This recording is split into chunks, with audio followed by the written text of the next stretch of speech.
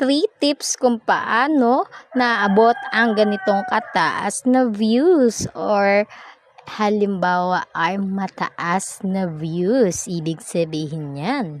Number 1, maging consistent sa pag-a-upload. Mag-upload ng original content araw-araw. Kahit 2 reels kada araw, okay lang naman isa. Basta haluan mo din ng mga text and photo post.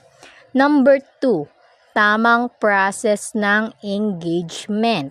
Lahat ng post na dadaanan sa wall mo, panoorin mo. At make sure na tatapusin mo hanggang dulo. Iwanan mo din ng bakas para mabalikan ka. Yan ang tamang process ng engagement.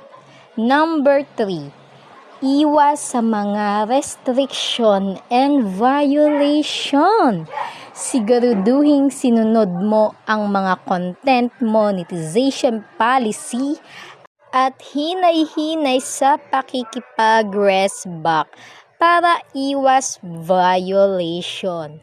Pag ginawa mo yan araw-araw, siguradong tataas din ang aabuti ng mga post mo katulad sa akin. Yan lang for today tips mga lods, and good luck everyone! Thank you for watching!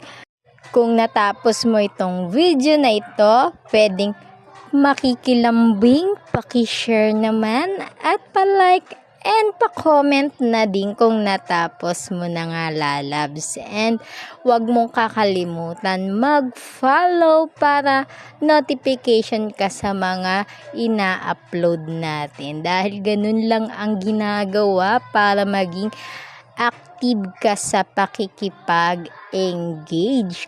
Huwag mo na din kakalimutan i-share ito sa mga kaibigan mo, mga followers mo para meron din sila naintindihan sa ating vlog. At huwag mo rin kakalimutan kung taga saan ka para kung saan narating ang video na ito.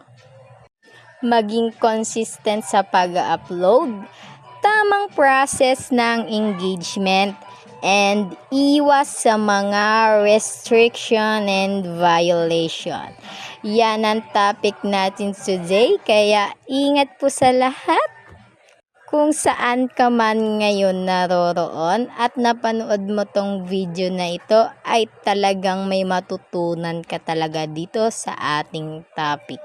Kaya thank you so much and bye-bye!